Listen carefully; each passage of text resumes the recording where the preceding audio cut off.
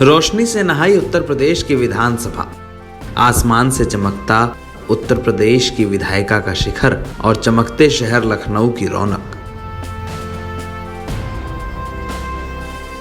गुरुवार की चांदनी रात में जिस शख्स ने लखनऊ की ये तस्वीरें देखी, उस शख्स ने लखनऊ को नजर भर निहारने का कोई मौका नहीं छोड़ा।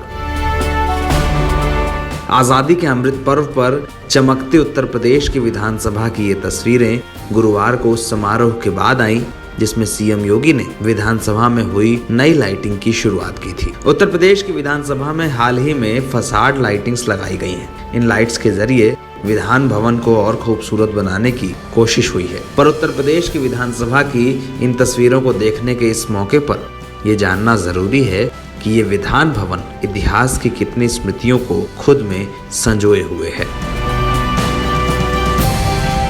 1922 में उत्तर प्रदेश की राजधानी को इलाहाबाद यानी अब के प्रयागराज से लखनऊ शिफ्ट करने का निर्णय लिया गया था। जिस वक्त ये फैसला हुआ उस समय उत्तर प्रदेश समेत पूरे भारत में ब्रिटिश सरकार की हुकूमत थी। राजधानी को शिफ्ट करने का फैसला उत्तर प्रदेश के राज्यपाल स्पेंसर हारकोर्ट बटलर का था। 1922 में इस फैसले के बाद ही विधानसभा की नींव भी उन्होंने ही रखी थी। इस इमारत को मिर्जापुर के बलुआ पत्थरों से बनाया गया है। इन्हीं पत्थरों का इस्तेमाल बाद में उत्तर प्रदेश के अंबेडकर पार्क और लोक भवन की इमारत को बनाने में भी हुआ है। साल 1922 यानी अब से करीब 100 साल पहले विधान भवन की इस इमारत का निर्माण शुरू हुआ था। हारकोर्ट बटलर इस इमारत को बनवाने के लिए इतने उत्साहित थे कि 5 वर्ष तक चले निर्माण कार्य में वो एक एक चीज की बारीकी से निगरानी करते थे। 5 वर्षों के निर्माण कार्य के बाद 1928 में इस इमारत को लोकार्पित किया गया। इमारत को बनाने में करीब 21 लाख रुपए खर्च हुए थे, यानी उस वक्त $31,000। जिस वक्त इस इमारत का लोकार्पण हुआ, इसे उत्तर प्रदेश का काउंसिल हाउस कहा जाता था।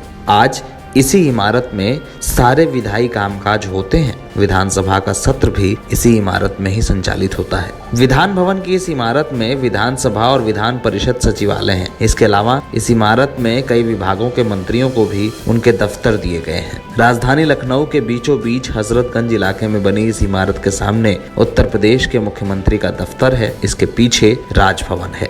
यूपी के मुख्यमंत्री के दफ्तर को लोक भवन कहा जाता है। पहले सीएम का ऑफिस विधानसभा के दाहिनी ओर बनी लाल बहादुर शास्त्री रोड पर था, जिसे एनेक्सी कहा जाता था। एनेक्सी का नाम असल में लाल बहादुर शास्त्री भवन था और इसके 5वें फ्लोर पर मुख्यमंत्री का ऑफिस था। यूपी के सियासत में ये बात बहुत प्रचलित थी और पत्रकारों के बीच बहुत लोकप्रिय भी। अगर कोई सरकारी कामकाज बड़ी तेजी से हो तो लोग कहते थे आदेश पंचम तल से आया है। प्रदेश की राजनीति के तमाम मुख्यमंत्रियों ने लाल बहादुर शास्त्री भवन से ही अपनी सरकार का संचालन किया। इसमें कल्याण सिंह से लेकर मायावती और मुलायम सिंह जैसे दिग्गज भी शामिल थे। लेकिन अखिलेश यादव के सीएम बनने के बाद विधानसभा के सामने लोक भवन के निर्माण का काम शुरू हुआ।